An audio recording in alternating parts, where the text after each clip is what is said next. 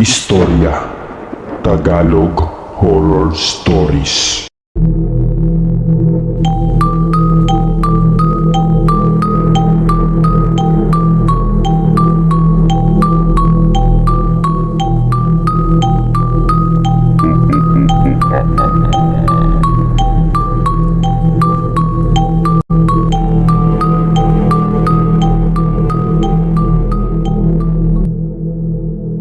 Napasinghap ang karamihan sa mga taong nakarinig sa nakakagimbal na balitang hatid ng lalaki. Bakas ang takot sa mukha ng bawat isa.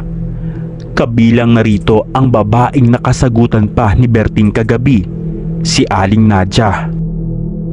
Nagtanong ang isang babae kung ano raw ba ang nangyari kay Berting. Lumabas pa ito ng bahay upang makichismis sa mga kalapitbahay nito. Sumagot ang isang lalaking nakakita ng bangkay ni Berting. Katulad daw ng nangyari dati, said na ang dugo at nawawala rin ang laman loob nito. Maraming bulong-bulungan kung saan aswang ang sinisisi at tinutukoy ng mga tao na may kagagawa ng nangyari. Ngunit hindi na iyon binigyan pansin ni Conrado. Mabilis siyang lumabas ng bakura ni Tio Gado at nilapitan ang lalaki. Agaw atensyon ang isang lalaking sumigaw na nagtanong kung saan daw natagpuan ang bangkay. May isa namang lalaki na itinuro ang dulong bahagi ng baryo sa may gubat daw malapit sa ilog na tagpuan ng bangkay. Natigilan siya sa narinig. Mabilis na pumasok sa isipan ni Conrado ang dalagang si Maria. Nang magsimulang lumapit ang mga tao at nagkumpulan sa paligid ng lalaki upang magtanong, ay agad siyang bumalik sa kubo. Narinig ni Conrado ang boses ni Alia nang lagpasan niya ito sa tabi ng pinto at nagtatanong kung ano ang nangyayari sa labas. Baka sa boses ni Alia ang matinding takot at pagkalito sa nangyayari. Agad niyang kinuha ang patalim sa ilalim ng papag at ipinasok iyon sa bulsa. Nagpaalam si Conrado kay Alia na aalis lang siya sandali, pero hindi niya na ito tinignan pa. Mabilis siyang pinigilan ni Alia sa kanyang braso at tinanong ito kung saan na naman siya pupunta. Nilingon niya si Alia at nakita ang takot sa mga mata nito. Napalunok siya habang nakatitig sa maamong mukha ni Alia. Nakalugay ang mahaba at aalon-alon nitong buhok. Isinasayaw iyon ng malamig at malakas na hangin. Mataman niyang tinitigan sa mga mata si Alia at sinabing pupuntahan lang niya sandali si Maria sa loob ng gubat. Bumalatay ang lungkot sa buong mukha ni Alia. Unti-unti nitong binitawan ang kamay niyang hawak nito. Napatingin naman siya sa kamay nitong nakahawak sa kanya kanina. Nang muli siyang magtaas ng tingin ay may kung anong kirot siyang naramdaman sa kanyang puso nang makita ang malungkot nitong muka. Hinawakan niya ito sa magkabilang balikat at mariing tinitigan. At sinabi niya kay Alia na babae si Maria at nag-iisa lamang ito at kailangan niyang puntahan para masigurado kung maayos lang ba ang kalagayan niya sa loob ng gubat. Ilang beses napalunok si Alia at makalipas ang ilang segundo ay pilit itong tumango. Sumilay naman ang isang ngiti sa kanyang muka. Pabiro niyang ginulo ang buhok nito bago tuluyang umalis sa kubo. Halos liparin niya ang daan upang marating lang ang dulo ng baryo. Nang makapasok naman sa gubat ay ilang minuto lamang siyang tumakbo bago narating ang ilog. Mabilis niya itong tinawid at muling tumakbo upang hanapin si Maria. Hindi kalayuan mula sa puno kung saan niya ito nakitang nakatayo noon. Tanaw niya ang isang bahay na pinalilibutan ng mga puno ng niyog. Maliit lamang ito at may katamtamang lawak ang bakuran. Agad niyang nakita si Maria habang abala ito sa pagwawali sa labas ng bakuran nito. Nakasuot ang babae ng kulay abong damit at itim na palda. May itim itong belo sa balikat nito. Mabilis siyang naglakad palapit sa bakuran ng babae. Hindi pa man nakakalapit ay nilingon na siya ng dalaga. Agad na sumilay ang malapad na ngiti sa mga labi nito. Patakbo siya nitong sinalubong at ipinalupot ang mga braso sa kanyang leeg. Bakas ang saya sa mukha ni Maria dahil sa pagpunta ni Conrado sa kanya. Gumanti siya ng yakap sa babae. Mula sa kinatatayuan nila ay natanaw niya ang bahay nito. Tila pinagtagpi-tagping mga kahoy. Hindi iyon ganun kaayos tingnan. Hindi kagaya ng inaasahan ni Conrado. Mas lalo siyang nakaramdam ng awa para kay Maria. Nang kumala si Conrado ng yakap ay kinamusta niya si Maria kung ayos lang ba ito, at matamis itong ngumiti at namumungay pa ang mga mata ni Maria at nagtanong kay Conrado kung iniisip daw ba niya ang kalagayan ni Maria. Bahagyang ngumiti si Conrado at sinabing may natagpo ang katawan malapit sa ilog kaya siya naparito para siguraduhing maayos lang si Maria. Mahinhing tumawa si Maria at sinabi kay Conrado na huwag na siyang isipin dahil sanay na itong mag-isa. Nakaramdam siya muli ng awa para kay Maria nang marinig ang huling parte ng sinabi nito. Hindi niya mapigilang isipin na pareho lang silang dalawa, nag-iisa na lamang sa buhay. Naupo sila ni Maria sa lilim ng puno ng niyog malapit sa labasan ng bakuran nito. Nakaunan sa balikat niya ang babae at nakayakap din sa mga bisig niya. Muli niyang tinanong si Maria habang nakatanaw sa malayo. Sigurado daw ba itong ayaw niyang umalis sa lugar na iyon? Ramdam na ramdam ni Conrado ang malamig na ihip ng hangin sa paligid. Sigurado siyang kapag naroon si Alia ay magugustuhan niya ang babae. Tinanong ni Maria si Conrado kung gusto daw ba niya itong kupkupin. Natigilan si Conrado at nilingon niya ito. Matagal siyang natulala dahil hindi niya alam kung ano ang isasagot kay Maria.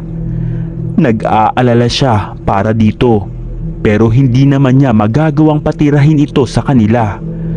Maski si Alia ay nakikitira lang sa kubo ng kanyang tiyo Gado at paniguradong hindi rin magkakasundo ang dalawang babae. Natawa si Maria sa naging reaksyon ni Conrado at sinabing nagbibiro lamang ito dahil hindi nito kayang iwanan ang kanyang tahanan. Napalunok siya bago nagbawi ng tingin. Pinili niya ang manahimik upang isipin ang dapat na gawin. Pero hindi pa lumilipas ang ilang minuto ay narinig niya ang boses ng kanyang tiyo Gado na sumisigaw sa hindi kalayuan. Pareho silang napalingon sa pinanggagalingan ng tinig. Hindi kalayuan mula sa kung nasaan sila ay nakatayo si Gado. Matamang nakatitig sa kanila. Mabilis siyang napatayo, ganon din si Maria. Ibubuka niya sana ang bibig, ngunit naagaw ni Maria ang atensyon niya. Bumulong ang dalaga kay Conrado at sinabing kailangan na niyang bumalik. Matapos iyon ay nagmamadali itong naglakad pabalik sa maliit nitong bahay.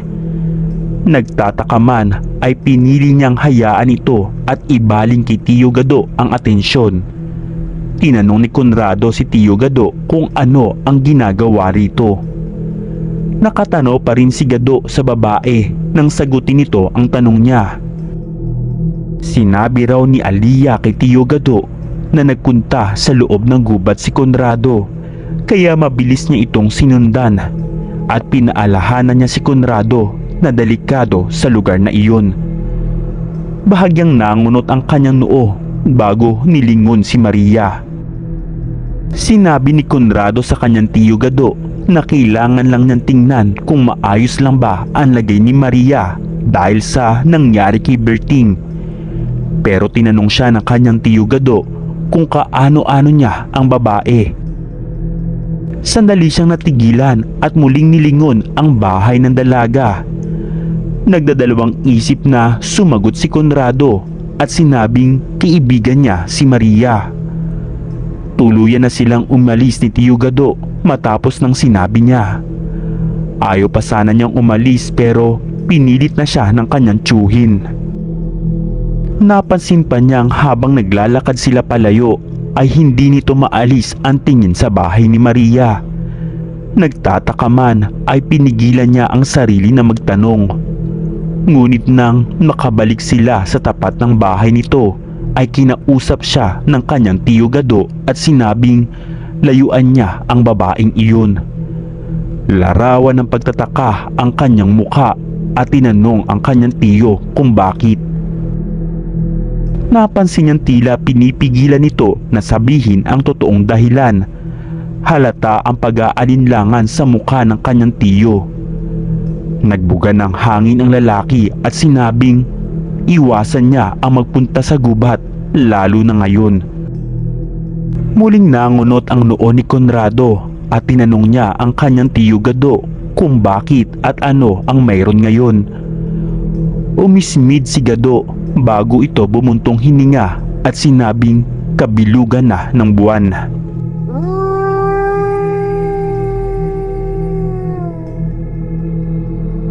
Bago po tayo magpatuloy, suportahan niyo po ang Storya Tagalog Horror Story at pakiclick na ang subscribe button at i-hit ang notification bell para updated kayo. Matagal na nakatulala si Conrado habang nakatitig sa manipis na pader ng kubo. Pasado 6:00 na ng gabi. Kanina pa ay ayaw mawala sa isip niya ang sinabi ng kanyang tiyo Gado tungkol kay Maria.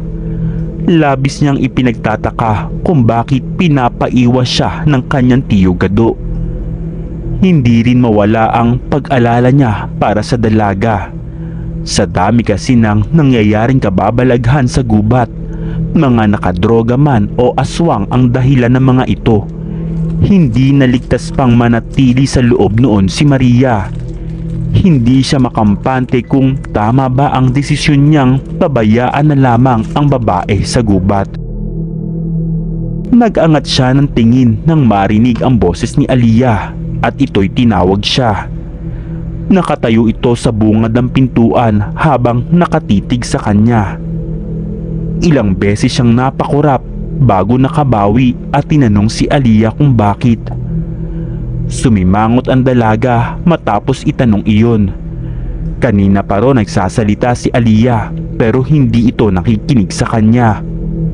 Isang paglunok ang kanyang ginawa bago tumayo at sinabing pasensya na dahil may iniisip lang siya. Umirap itong nagtanong kay Conrado kung si Maria pa ba ang iniisip niya.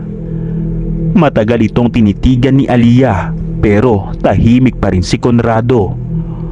Umismid ang dalaga bago lumapit sa pinto. Doon na napansin ni Conrado na may hawak itong puting tuwalya at mga gamit panligo. Tinanong ni Conrado si Aliyah kung maliligo na daw ba ito. Nagsalubong naman ang dalawang kilay ni Aliyah at umirap kay Conrado. Napailing si Conrado sa paraan ng pagsagot ni Aliyah. Akmang lalabas na ang babae nang bigla niya itong pigilan sa braso. Tinanong ni Conrado si Aliyah kung hanggang ngayon ay galit pa rin ba ito sa kanya. Ngumuso ang dalaga bago umiling at sinabing nandito na siya sa bahay pero iba pa rin ang iniisip niya at ang iniisip pa rin niya ay si Maria. Napangiti siya sa itsura nito. Nakataas ang buhok nito at nakatali. May ilang hibla ang nakababa kaya nagmukha itong kaakit-akit sa kanyang paningin. Sinabi ni Conrado na hindi si Maria ang kanyang iniisip. Muli itong umismid at pinag-cross ang mga braso sa dibdib. At sinabi nito na maniniwala na lang ako sa kasinungalingan mo. Natawa siya sa dalaga at nailing. Sumimangot lamang ang dalaga sa sinabi niya. Dumistansya ito mula sa pinto kaya nagawa niya iyon buksan. Nang makalabas, nagtaka pa ang babae nang sundan niya ito hanggang sa poso. Nakapamaywang si Aliyah at sinabing panonoorin na naman daw ba siya ni Conrado mag-igib. Muli siyang natawa rito. Kinuha na lamang niya ang balde sa loob ng paliguan at pinag-igib ang dalaga. Iniabot ni Conrado ang balde ng tubig at tinawag niyang kamahalan si Aliyah habang inaasar niya ang babae. Pilit na iniwas ang mga mata sa katawan ni Aliyah dahil ayaw niyang mag-isip na naman ng kung ano ang dalaga. Nakangiting umirap si Aliyah kay Conrado bago pumasok sa loob ng paliguan. Habang naliligo ang dalaga, ay kinuha niya ang kutsilyo sa kubo at muling lumabas. Kumuha siya ng isang tanim na sayote. Hinugasan niya iyon at binalatan habang hinihintay matapos sa pagligo si Aliyah. Nang matapos ang dalaga, ay mabilis itong pumasok sa kanyang silid. Napailing naman siya nang tuluyan itong makapasok sa loob ng kwarto. Sumigaw mula sa labas si Conrado at pinagsabihan niya ang babae na huwag siyang lalabas na nakatwalya lang dahil baka pagkainteresan siya busuhan ng mga tambay sa labas. Tumugo naman si Aliyah ng opo sa kanyang kuya Conrado. Sinimulan na niyang lutuin ang sayote at ang natirang daing na binili niya. Siya na rin ang nagsaing dahil nakalimutan din itong gawin ng dalaga. Matapos magluto at ihanda ang mesa, lumabas na si Aliyah at sabay silang kumain. Habang kumakain sila ay nagtanong si Aliyah sa kanyang kuya Conrado kung pupunta ba sila sa lamay ni Berting. Sandali itong tinapunan ng tingin ni Conrado at napangiti siya na makita itong maayos na nagkakamay. Kahit papaano, hindi na maarte si Aliyah sa pagkain. At sumagot si Conrado sa tanong ni Aliyah na sa susunod na gabi na lang sila pupunta.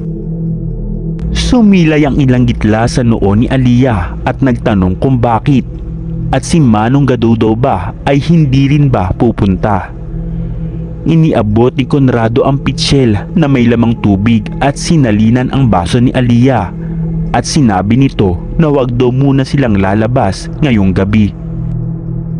Aminin man ni Conrado na hindi siya naniniwala sa mga aswang, pero kahit ganoon ay marunong naman siyang sumunod sa mga pinagkakautangan niya ng loob. Napansin niyang huminto sa pagkain si Aliyah. Sandali itong natigilan bago bumaling sa kanya at namilog pa ang mga mata. Pabulong na nagtanong si Aliyah sa kanyang kuya kung dahil ba sa aswang kaya hindi sila lalabas.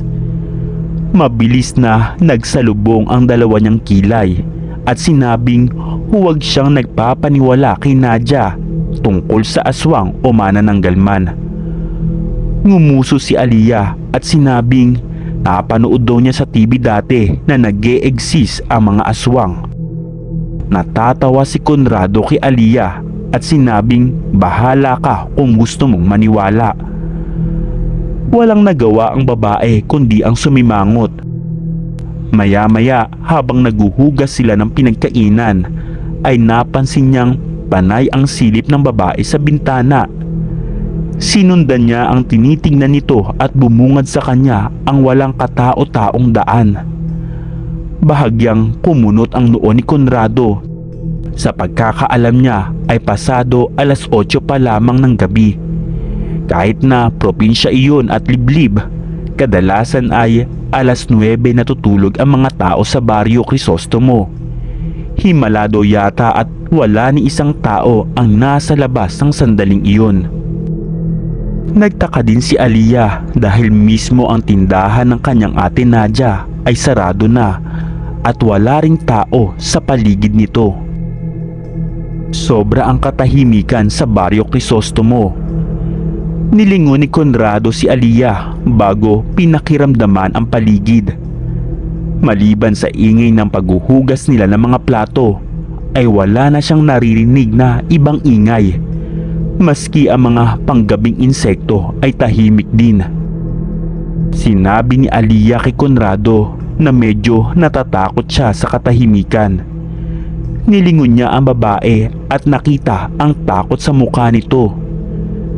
Napangiti si Conrado at sinabing huwag siyang matakot dahil nandito lang siya para kay Aliyah. Nilingon siya ni Aliyah dahil sa kanyang sinabi. Isang matamis na ngiti ang sumilay sa mga labi nito. Nagpasalamat siya sa kanyang kuya Conrado dahil kahit papaano ay napanatag na ang muka ng dalaga.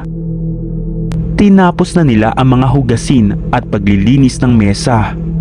Matapos maghugas ay pumasok na ang dalaga sa silid nito habang siya ay muling lumabas ng kubo at nagtungo sa paliguan. Bago pumasok sa paliguan ay luminga muna ito sa paligid. Wala na ni isang tao ang makikita sa labas maliban sa kanya. Wala ring maririnig na katiting na ingay mula sa kabahayan. Kahit ang bahay ni Tio Gado ay tahimik din. Ni ilaw nito ay nakapatay rin. Pumasok na siya sa loob ng paliguan, dala ang mga gamit panligo at damit na pangpalit. Wala naman nangyaring kakaiba habang naliligo si Conrado. Maliban na lamang sa pagsimulang pag-alulong ng mga aso sa loob ng gubat. Nakakakilabot ang bawat alulong na ginagawa ng mga ito. Tansya ni Conrado ay 9:00 na ng gabi. Binilisan na lamang niya ang pagligo nang maalalang naiwan mag-isa si Aliyah sa loob ng kubo. Paniguradong matatakot ito sa alulong ng mga aso. Kahit siya ay pinanindigan ng mga balahibo sa katawan sa paraan ng pag-alulong ng mga ito. Hindi ordinaryo kundi kakaibang alulong ang kanyang narinig. Matapos niyang maligo ay nagpalit na siya ng bagong damit at saka lumabas ng paliguan. Mabuti na lamang dahil bilog ang buwan. Maliwanag ang paligid dahil sa sinag nito. Maliban na lang doon sa mga parte kung saan hindi abot ng liwanag ng buwan. Mga parteng mananatiling madilim sa gabi. Natigilan siya. Nanlaki ang mga mata at kamuntikan pang nabitawan ang hawak na gamit panligo nang makita si Aliyah sa bungad ng pintuan. Tinanong ni Conrado kung ano ang ginagawa ni Aliyah sa labas at pinapasok niya ito. Ngumuso naman ang dalaga bago nagmamadaling pumasok sa loob. Parang batang nagpapadyak ang paa ni Aliyah. Sinabi ni Conrado kay Aliyah na nagulat siya dahil akala niya ay white lady ang nakatayo sa may pinto dahil nakasuot ito ng kulay puti. Suot nito ang night dress na suot ng gabing tumakas sila. Kulay puti iyon at hanggang hita lamang ang haba, kaya manaka-naka pa siyang napapalunok. Iba talaga ang hatid sa kanya ng dalaga. Kapapaligo niya lang pero heto't nagiinit na naman ang katawan niya. Bumaha naman ang takot sa mukha ni Aliyah dahil sa kanyang sinabi. Mabilis itong nilapit ang katawan kay Conrado at pinagpapapalo siya sa bisig.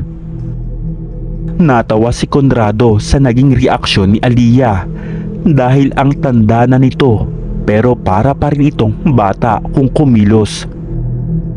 Tuluyan nang isinara ni Conrado ang pintuan ng kubo at kinandado itong mabuti at sinabi kay Aliyah na matutulog na sila. Mataman siyang tinitigan ng babae. Namamasana ang gilid ng mga mata nito nang umiiling sa kanya at sinabi ni Aliyah kay Conrado na pwede bang samahan siya nito sa loob ng kwarto. Napalunok si Conrado sa narinig. Naglandas din ang tingin niya sa kabuuan ni Aliyah. Ang babae naman ay abala sa paglinga sa paligid. Huwaring binabantayan kung may biglang lalabas na multo mula sa kung saan. minabuti niyang pagbigyan na ito upang makapagpahinga na rin sila. Panigurado kasing hindi siya patatahimikin ng dalaga. Pero sino bang niloloko niya? Alam niyang mas lalo siyang hindi matatahimik sa isiping makakatabi niya ito sa pagtulog. Sinong lalaki ba naman ang matatahimik kung may katabing matulog na ganoon ang suot at ganoon kaganda?